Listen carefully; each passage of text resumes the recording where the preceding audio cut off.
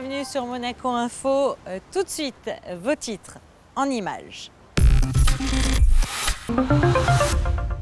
Quelle réaction prendre en cas de catastrophe naturelle? Comment les autorités doivent-elles réagir face à cela? Vous saurez tout dans cette édition. Comment prévenir, détecter et traiter les cyberattaques? La réponse avec l'agence monégasque de sécurité numérique. Nous quitterons ensuite la principauté pour nous rendre à Moscou où se déroule la semaine de Monaco. Coup de projecteur sur les bénévoles du Monaco Collectif Humanitaire. Des comédiens sur scène pour l'association Monaco et des présences.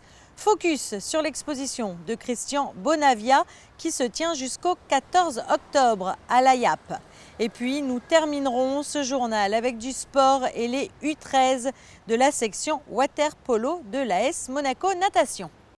Richter, voici le nom d'un exercice de sécurité civile mis en place ce mercredi toute la journée en étroite collaboration avec les Alpes-Maritimes. Il s'agit d'un exercice entrant dans le cadre général du plan gouvernemental de prévention du risque sismique. Comment les autorités doivent-elles réagir face à une catastrophe naturelle? La réponse dans ce reportage signé Fabien Bonilla. L'alerte nationale a été lancée, le plan Hormuz, donc niveau 3, a été déclenché à 8 h. L'alimentation du réseau 63 kV est tombée. A priori, elle a été rétablie rapidement. Par contre, il n'y a plus de communication. Et dans l'immédiat, tout est impacté, donc les systèmes de communication sont inopérants. 8 h du matin, un séisme vient de se produire en mer de Ligurie. De nombreux dégâts ont été constatés à Monaco. Voici les informations dont dispose le Centre national de gestion de crise, situé sur le Rocher entre le Conseil national et le lycée Albert Ier. Le plan Hormuz de niveau 3 a été déclenché. Tout le monde s'active. Il s'agit d'une simulation. Nous venons de mettre en œuvre le plan Hormuz. C'est un exercice de sécurité au plan national, donc au niveau de la principauté. C'est un exercice qui est mis en œuvre avec les autorités françaises et en plus particulièrement la préfecture des Alpes-Maritimes, qui dans le même temps vont jouer le scénario d'un tremblement de terre sur la région. L'exercice Richter pour la partie monégasque est organisé et piloté par le département de l'Intérieur. Toutes les cellules dédiées au plan Hormuz sont mobilisées, que ce soit les secours, la sécurité civile, la police ou encore par exemple les services techniques de l'État. Tout le monde se coordonne pour le plus d'efficacité possible. Au niveau du bilan humain global, on va regarder la synthèse s'il vous plaît. Donc nous avons 2 décédés à 9 h 45. Nous avons une UA, une urgence absolue, et 5 UR, urgence relative, et 3 disparus. Il y a actuellement 300 personnes sur l'esplanade du stade. Pour leur trouver un lieu de regroupement, 2 agents de la sûreté publique sont sur place et nous avons demandé des renforts. Essayez de voir si on peut obtenir une disponibilité au niveau du chapiteau. Je suis sur la cellule d'ordre public et de renseignement. Donc nous sommes là bien sûr pour faciliter la circulation, l'arrivée des secours sur site, tranquilliser la population et en matière d'ordre public, s'assurer qu'il n'y a aucun dommage supplémentaire. 55 personnes sont mobilisées pour la partie monégasque, une partie dans ses locaux et l'autre dans le centre de gestion de crise français proche de la préfecture de Nice. Alors, le seul quartier réellement impacté, c'est Monaco-Ville, avec 2 immeubles effondrés. C'est ça. Le quartier de la Condamine, avec un affaissement de chaussée. Exact. Ce type d'exercice dit d'état-major vise à présenter un cas concret de crise aux décideurs par le biais de fiches d'animation détaillant le déroulement du scénario du sinistre. Ce n'est qu'une simulation de séisme, mais l'exercice est pris très au sérieux. Oui, c'est vraiment ce qui se passe. Ça dépasse le cadre général normal des interventions. Et là, il y a plein de sites à différents endroits et on essaye de gérer et d'optimiser au mieux les moyens pour répondre aux attentes et aux besoins sur place. Le Centre national de gestion de crise était en pleine ébullition tout au long de la journée. C'était une simulation, mais pour être au plus proche de la réalité, les élèves du lycée Albert Ier, par exemple, ont effectué un exercice d'évacuation dans la matinée. Tout cela n'était qu'un exercice capital pour ne pas être pris au dépourvu le jour où cela pourrait arriver. Vous avez vu dans ce reportage le ministre de l'Intérieur, Patrice Célario. Je vous propose à présent de l'écouter. Il revient sur le bilan de cette opération. L'un des objectifs du test d'aujourd'hui était non seulement de gérer la crise, je dirais un peu chacun dans son territoire, mais également de gérer la communication, la coordination entre les services français et les services monégasques. Et finalement, comment tout cela a été géré? Quel est le bilan justement de cette gestion? Alors le bilan, on va le tirer dans quelques semaines lorsque l'on aura, pour chacune des équipes qui étaient mobilisées, tiré un petit peu l'expérience et confronté cette expérience. Mais à chaud, je dirais, juste à la fin de l'exercice, le bilan est plutôt positif. Positif d'abord parce que les équipes se sont mobilisées pleinement durant toute la journée. La communication a bien fonctionné, que ce soit en interne ici au centre de gestion de crise, donc interne à la principauté, mais également avec les services français. Et puis parce que par rapport au scénario que les équipes ne connaissaient pas et le séquençage d'événements que bien évidemment dont elles n'avaient absolument pas idée, elles ont su répondre à comment gérer ces événements fortuits, importants et bien évidemment perturbants, puisque dans le scénario, j'ai parlé d'un séisme de forte magnitude, il y avait des immeubles démolis, des personnes qu'il fallait reloger, des personnes blessées qu'il fallait soigner, enfin transporter d'abord et soigner, en fait tout un ensemble de choses qui malheureusement peuvent arriver dans la réalité. Le ministre de l'Intérieur, Patrice Célario, que nous retrouvons dans le cadre des assises de la sécurité et des systèmes d'information qui se tiennent actuellement au Grimaldi Forum. L'agence monégasque de sécurité numérique a été présentée à la presse. Il s'agit d'une cellule qui a pour but de prévenir, de détecter et de traiter les cyberattaques. Le reportage de Dominique Poulain. Mails frauduleux, fuite de données personnelles, vol de documents stratégiques, les attaques informatiques ne cessent d'augmenter. Face aux cybermenaces, Monaco franchit un premier pas concret en créant son agence de sécurité numérique. Mise en œuvre par ordonnance souveraine de décembre 2015 et placée sous l'autorité du conseiller de gouvernement pour l'intérieur, Patrice Célario, cette cellule aura plusieurs missions. Prévenir, détecter et traiter des cyberattaques. Le gouvernement est convaincu que la sécurité numérique est devenue un véritable enjeu de souveraineté. Dans un monde interconnecté, un espace numérique dans lequel nous baignons tous, qui n'a pas un smartphone, qui n'a pas un ordinateur, la problématique de la sécurité dans l'espace du numérique est un enjeu pour notre protection individuelle, pour que les données personnelles des individus soient préservées, mais également pour la sécurité des échanges, donc le développement de l'espace numérique. Les cyberattaques, qu'il s'agisse de délits numériques, d'espionnage à visée politique ou économique, ou de sabotage des infrastructures vitales d'un État, peuvent toucher à tout moment les particuliers, les entreprises ou encore les administrations. Les attaques aujourd'hui, elles sont de 4 ordres. Donc, grosso modo, vous avez ce qu'on appelle la cybercriminalité, c'est-à-dire les attaques sur des cartes bleues, l'arnaque à la carte bleue, l'arnaque au président, ce genre de choses. La deuxième type d'attaque, c'est ce que j'appelle de l'atteinte à l'image, c'est-à-dire c'est du déni de service. Donc vous empêchez les gens qui doivent travailler normalement vers un service de ne pas pouvoir l'atteindre parce que vous remplissez le tuyau par des choses qui sont inutiles. Et c'est également la défiguration de sites où lorsque vous ouvrez le site, au lieu d'avoir le logo de l'entreprise, vous allez avoir un logo ou le drapeau de Daesh ou ce genre de choses qui évidemment n'est quand même pas une très bonne image. Troisième type d'attaque, c'est l'espionnage. Donc ce sont des attaquants qui rentrent dans le système le plus discrètement possible pour ponctionner du savoir-faire technologique, ponctionner de l'information économique, financière, et qui, bien évidemment, ensuite défavorise les entreprises.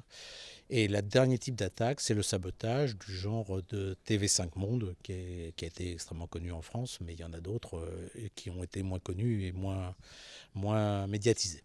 L'agence monégasque de sécurité numérique sera opérationnelle dans les mois à venir et sera composée dans un premier temps de 8 experts. Elle sera dirigée par le contre-amiral Riban, ingénieur de l'école navale et de Subtélécom Paris, qui a notamment dirigé pendant 4 ans l'ANSSI, l'Agence nationale de la sécurité des systèmes d'information. Ce vendredi, nous reviendrons plus longuement sur cette agence monégasque de sécurité numérique avec Dominique Riban, le directeur de l'agence. Il sera l'invité du week-end. Il y a un an, Monaco célébrait la Russie. Les liens entre les deux pays sont nombreux et c'est aujourd'hui au tour de la principauté d'être mise à l'honneur à Moscou. Le reportage sur place de Patricia Navarro et de Sylvain Péroumal. C'était il y a 10 ans, le 11 juillet 2006. La principauté de Monaco et la Russie établissaient officiellement des relations diplomatiques. Depuis cette date, les liens n'ont eu de cesse de se renforcer. Il faut dire que l'amitié entre Monaco et la Russie est bien plus ancienne et remonte à 1877. Aujourd'hui, les passerelles sont nombreuses entre les deux pays qui redoublent d'attention l'un envers l'autre. Et après une année de la Russie à Monaco qui a compté des dizaines d'événements de tous ordres en 2015, c'est au tour de la principauté de se faire mieux connaître en Russie à travers une semaine spéciale. Au ministère des Affaires étrangères, délégations monégasques et russes ont pu évoquer les grands dossiers diplomatiques en cours et esquisser de futures collaborations. Mais le développement des relations entre les deux pays passe aussi par l'intensification des échanges dans le domaine économique. À la Chambre de commerce de Moscou, le Monaco Economic Board a fait impression.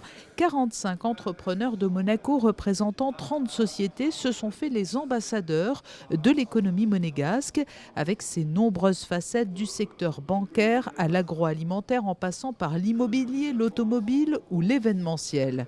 Conférences, partage d'expériences et tables rondes ont favorisé des échanges constructifs. On se rend compte que la délégation de Monaco Economic Board qui est venue cette fois-ci à Moscou est particulièrement étoffée et importante, ce qui prouve bien l'intérêt des industriels et des entreprises monégasques pour leur activité en Russie. Et réciproquement, bien évidemment, il y a des investissements russes qui ont lieu en principauté. Vous avez, il y a quelques heures, été reçu au ministère des Affaires étrangères. Quels ont été les différents points abordés au cours de cet entretien entre les deux délégations officielles ? Oui, nous avons été reçus par M. Meshkov, qui est le vice-ministre des Affaires étrangères, effectivement, et on a pu balayer l'ensemble des relations qui nous lient aujourd'hui à la Russie. Et ces relations sont de différents ordres. On peut parler bien évidemment du volet culturel, qui est un volet très important, mais également au plan économique. Aujourd'hui, vous savez que le Monaco Economic Board a 2 jours importants ici en matière économique. Et on a parlé évidemment aussi de moyens d'améliorer les relations entre nos pays, notamment pour les questions de visa, pour les questions d'éducation, pour les questions de formation. Le tourisme monégasque est lui aussi au cœur de cette semaine de Monaco à Moscou. La destination Monaco séduit chaque année de plus en plus de visiteurs russes. Je peux dire que cette année, nous avons beaucoup plus de réservations pour Monaco et pas pour les autres villes en France, comme Cannes, Nice. Peut-être Monaco, c'est comme symbole de la vie plus luxurieuse. Safe. Oui, il y a beaucoup d'hôtels 5 étoiles, 4 étoiles, vraiment top. Vous savez, entre les Russes et la principauté se sont nouées des relations chaleureuses. Dans le contexte économique actuel du pays, je veux parler du fait que nous sommes très dépendants du prix du pétrole sur les marchés internationaux, mais aussi des cours de change des devises.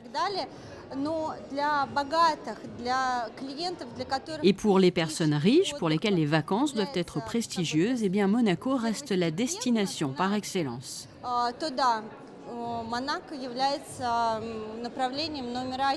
La semaine de Monaco en Russie va se poursuivre jusqu'au 8 octobre en présence du prince souverain, dont la venue s'accompagnera d'événements mettant en avant la culture et le patrimoine monégasque, ainsi que la politique environnementale défendue par la principauté. Des acteurs humanitaires mis à l'honneur, la direction de la coopération internationale qui coordonne la chaîne de solidarité Monaco Collectif Humanitaire a rassemblé mardi ses bénévoles du projet commun, projet qui consiste à opérer à Monaco des enfants issus de pays en développement. Le reportage de Dominique Poulain. C'est à la Maison des associations que toute la famille de Monaco Collectif Humanitaire s'est retrouvée à l'occasion d'une soirée de rencontre destinée à mieux se connaître. L'occasion aussi de rendre hommage à ces acteurs humanitaires, de saluer leurs efforts et de leur transmettre des messages de soutien. Ils sont médecins, familles d'accueil, coordinateurs techniques ou encore structures d'accueil. Ils sont tous bénévoles et font partie de la chaîne de solidarité de Monaco Collectif Humanitaire, destiné à offrir une seconde vie à des enfants issus de pays en développement. Créé en 2008, le MCH a pour objectif de soutenir un projet, celui de faire opérer à Monaco des enfants de 12 pays, principalement africains, dont les pathologies cardiaques et orthopédiques ne sont jamais traitées dans leur pays d'origine. Un projet piloté par la direction de la coopération internationale du gouvernement princier. À l'origine, c'était pour les 50 ans du souverain, d'opérer 50 enfants. On pensait que ça allait être juste une seule opération, enfin 50 opérations uniquement. Et en fait, il y a eu un engouement vraiment pour ce mode de fonctionnement. Et peu à peu, les associations sont mobilisées. Le souverain lui-même a souhaité continuer et donner des fonds pour que ça soit possible. Et cet été, l'été dernier, on a accueilli la 300e petite fille opérée ici en Principauté. Donc on espère pouvoir continuer encore. Le MCH compte aujourd'hui 21 ONG monégasques et 3 associations françaises. Parmi les ONG ou partenaires, la Croix-Rouge monégasque, Rencontre africaine ou encore l'Aviation sans frontières. Le Monaco Collectif Humanitaire travaille aussi avec des collaborateurs. Ils sont responsables de la supervision de toutes les situations et s'occupent de toutes les démarches administratives. C'est que de l'émotion et tous les départs jusqu'à l'entrée de l'enfant dans l'avion, c'est des larmes, c'est de l'émotion. Il y a des familles qui n'en reviennent pas parce que ce sont des familles qui sont véritablement démunies financièrement, qui n'ont même pas les moyens parfois d'assurer les charges de leurs enfants, en tout cas en termes de prise en charge sanitaire au Mali, déjà. Donc quand il s'agit d'une prise en charge spécialisée en dehors du Mali, il est évident que ce n'est pas à leur portée financièrement. Donc c'est vraiment beaucoup d'émotions et c'est avec beaucoup d'émotions que nous accompagnons les enfants quand ils viennent se faire soigner. L'accueil est pareil. Quand les enfants sont soignés, qu'ils reviennent au Mali, c'est aussi la même chose. C'est un sentiment de joie, c'est ça. Le MCH bénéficie également du soutien des centres hospitaliers monégasques, le centre cardio-thoracique, le CHPG et l'IM2S. Ils mettent à disposition leurs meilleurs spécialistes à titre gracieux et supportent une partie des coûts d'hospitalisation. Le but de la médecine, c'est d'aider.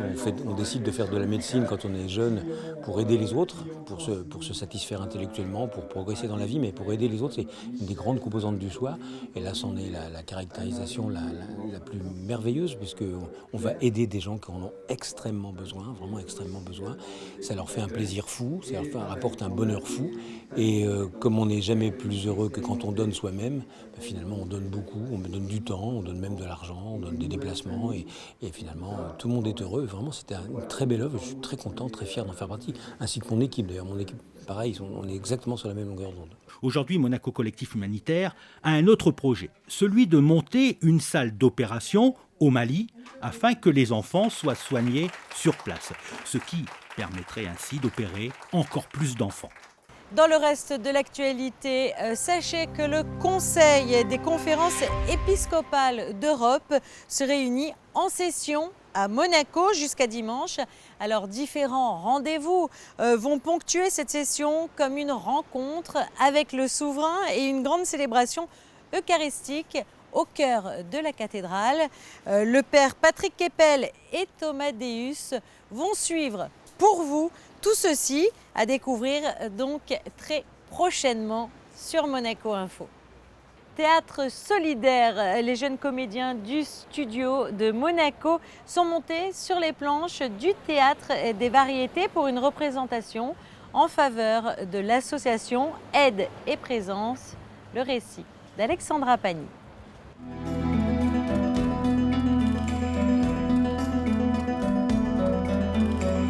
Ils Ils étaient une dizaine à participer à ce spectacle caritatif, 3 pièces de théâtre et un intermède de danse flamenco au programme de cette soirée en faveur de Monaco et des Présences.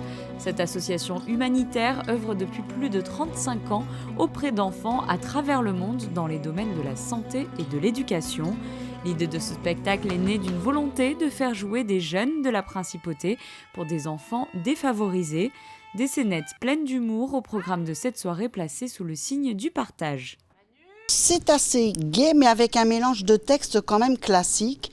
Donc Molière, toujours invariable, bien sûr. Donc ils ont quand même écrit aussi des petits sketchs. Et le premier sketch qui est joué par des jeunes de 17 ans a été écrit par Christelle elle-même. Qu'est-ce qu'il y a? Est-ce que tu trouves que j'ai grossi? Tu les mets où les glaçons d'habitude? Bon, viens maintenant. Oui?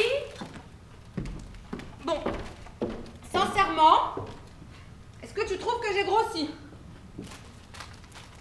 Par rapport à quand? Mais comment ça, par rapport à quand? Je te demande si tu trouves que j'ai grossi. Oui, et je te demande par rapport à quand? Ces derniers temps ou depuis le temps où tu portais un appareil dentaire? Bon, est-ce qu'on peut dire que je suis mince? Ah, ça!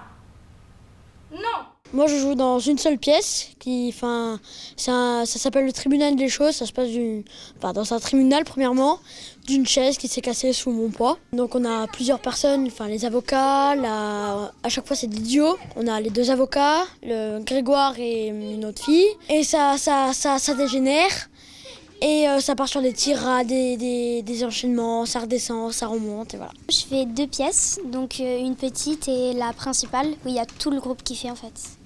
Donc le tribunal et un genre d'anniversaire, où moi je fais la fille prétentieuse et je me fais démasquer par Manon. Je ne resterai que peu de temps. Mon oncle doit me conduire ce soir au théâtre. Ça fait un siècle que nous ne sommes pas vus. Tu ne viens plus au cours de dessin? En effet, oui. Je suis prise maintenant tous les jeudis par des leçons d'équitation. De couture. Hein? Quoi? Qui a parlé? N'est-ce pas cette poupée? Oui, c'est une poupée parlante. Un jouet très extraordinaire dont on a fait cadeau à ma petite sœur. Mais je vais servir le thé. L'aimes-tu fort ou faible? Oh, très fort! Comme les Anglais. Nous en avons beaucoup côtoyé cet été, au Palace Hotel où nous étions. Ils ont entre 10 et 18 ans et pratiquent le théâtre studio de Monaco, une passion pour cette discipline encore toute neuve pour certains. C'était la première fois que j'en avais fait dans ce théâtre, sinon dans mon ancienne école j'en avais fait. Au début de l'année dernière, donc l'année 2015-2016, je voulais faire du théâtre et vu que j'avais arrêté un des instruments de musique que je fais, je me suis dit oui, je vais sauter sur l'occasion et donc je commence à faire du théâtre. Les jeunes comédiens se sont impliqués dans les moindres détails. Ils ont eux-mêmes participé à la conception des décors, des accessoires et des costumes. Il faut déjà avoir l'idée et avoir de l'imagination. Moi, je lis pas beaucoup, du coup, j'ai pas beaucoup d'imagination. Et moi, en fait, parfois, l'imagination, je la trouve dans les paysages et dans tout ce que je vois, en fait. C'est un roc, c'est un pic, c'est un cap. Que dis-je, c'est un cap? C'est une péninsule. Curieux. De quoi sert cette oblongue capsule? D'écritoire, monsieur? Ou de boîte à ciseaux? Gracieux. Aimez-vous à ce point les oiseaux que paternellement vous vous préoccupâtes de tendre ce perchoir à leurs petites pattes? Truculent. Ça, monsieur, lorsque vous pétunez, la vapeur du tabac vous sort-elle du nez sans qu'un voisin de crie « Au feu de cheminée !» C'est pour aider des enfants et puis nous, ça nous fait rejouer, donc on s'amuse, donc c'est bien. Et au moins l'argent, il sera reversé à l'association, donc c'est double. Donc nous, on s'amuse et eux, ils ont l'argent pour pouvoir aller à l'école et tout. Bon, Clara, tu veux que je te dise comment tu es? Grosse! Non, à part ça, tu es belle, tu as de très jolis yeux, tu as une bouche pulpeuse, tu es gracieuse. Gracieuse? Oui, alors tu n'as pas la grâce de Pietragala, hein, mais t'as une certaine grâce. Christian Bonavia, voici le nom de l'artiste dont vous allez pouvoir découvrir les œuvres jusqu'au 14 octobre. Sandrine Nègre s'est rendue entre les murs de la YAP pour vous faire découvrir cette exposition, son reportage. De l'humour et de la bonne humeur. Voici en quelques mots une manière de résumer l'art de Christian Bonavia. Bonne humeur car vous le voyez dès le premier regard, ses œuvres affichent de belles couleurs vives. De l'humour car l'artiste revisite à sa manière la thématique des 7 péchés capitaux. Aujourd'hui, tous ces péchés sont repris par les médias à des fins économiques, connaissant la propension de l'homme pour justement tous ces péchés. Et on le voit notamment à la télévision, qui est quand même le média qui transmet le plus d'informations. On le voit très bien pour la paresse, où on vous propose des voyages de croisière allongés, sans rien faire, en permanence, pour l'orgueil, où on vous dit dans une certaine publicité, parce que vous le valez bien, donc ça met quand même son ego en valeur. Pour l'avarice, je me retourne en regardant les tableaux, pour l'avarice, au travers aussi des produits financiers qui sont proposés en permanence. La colère, n'en parlons pas, tous les feuilletons sont d'une violence inouïe. L'envie, là aussi, vous voyez des propriétés magnifiques, des bateaux somptueux qui sont proposés tous les jours et qui sont inaccessibles pour la plupart d'entre nous. Donc là aussi, ça invite à l'envie. Le comité national monégasque de l'Association internationale des arts plastiques auprès de l'UNESCO accueille l'artiste jusqu'au 14 octobre. Vous pourrez donc découvrir jusqu'à cette date ses œuvres qui traduisent également sa manière de travailler. Je prends un thème, je commence à faire une toile parce que justement ça m'a inspiré, et puis je dis tiens, pourquoi pas en faire une série? Et partant de là, je cherche des sujets qui m'inspirent. Et puis voilà, je me documente et je les réalise. Et je les réalise toujours suivant la même technique, c'est-à-dire une technique dite de figuration narrative qui se rapproche un petit peu du pop art et qui est très précise, de façon à ce que déjà le spectateur n'ait pas de question à se poser en disant qu'est-ce que ça représente. Ce que ça représente, ça il le voit très rapidement. Et donc après, il peut se poser des questions sur pourquoi on l'a fait. Et là, il y a toujours une explication. Et pour finir sur une note d'humour, sachez que l'artiste est à la recherche de ce tableau. Et oui, il a été déposé à quelques mètres des locaux de la YAP, mais a disparu depuis plusieurs jours. Mais c'est dommage qu'il ait pas... Prenons à présent la direction des bassins avec un focus sur les U13 de la section water polo de l'AS Monaco Natation. Frédéric Elion vous en dit plus. Le water-polo à Monaco a connu ses heures de gloire après la Deuxième Guerre mondiale, un titre de vice-champion de France en 1947, une 3e place en 1950 avec à leur tête un grand international, Roger Van de Castel.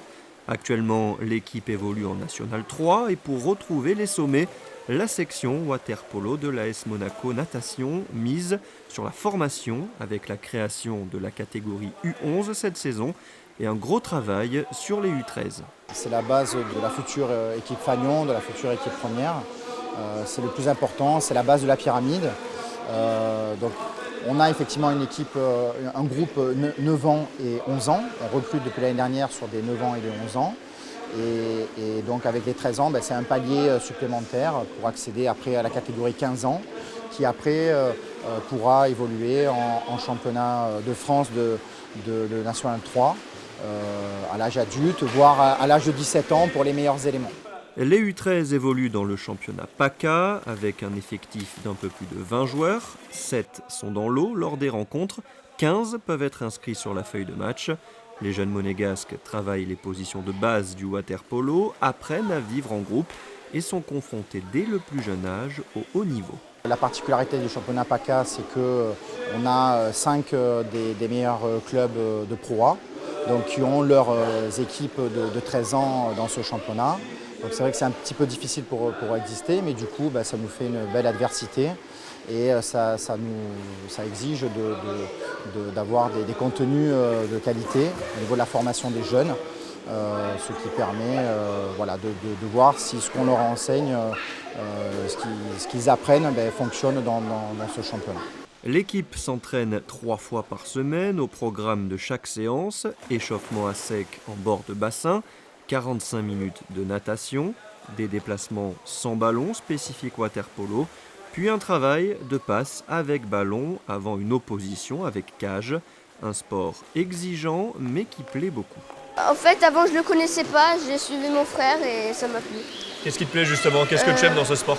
C'est surtout, j'adore nager, en plus surtout avec la balle. J'adore le nager et même mon frère en fait. Et mon père, ça fait 30 ans qu'il en fait. J'aime bien jouer avec les ballons. Donc j'aime nager, les ballons. Et du coup, mon père m'a proposé ça comme sport. Et moi, au départ, j'hésitais un peu parce que je trouvais que ça faisait un peu garçon. Puis après, j'ai essayé et après, j'ai aimé. Épreuve que le travail sur la formation porte ses fruits, Monaco a été invité pour la première fois l'an passé au Aba Waba, véritable championnat du monde des clubs regroupant 123 équipes de U11. Et la piscine vibrera au rythme du water-polo du 7 au 9 octobre avec le 3e tournoi international de water-polo et aussi le trophée des champions. Je vous propose d'écouter à ce sujet Sébastien Dervilleux, le responsable de la section water-polo. Pour renouer un petit peu avec ce passé historique du water-polo monégasque, c'est vrai que la fédération monégasque de natation et le club de l'AS Monaco Natation, présidé par son Altesse Sérénissime le Prince Albert II et sa vice-présidente, son Excellence Madame Lamberti, a souhaité en cette année olympique inviter les meilleures équipes du continent européen, 4 des plus gros clubs européens qui sont les champions de Croatie, d'Italie, de Grèce et le champion d'Allemagne.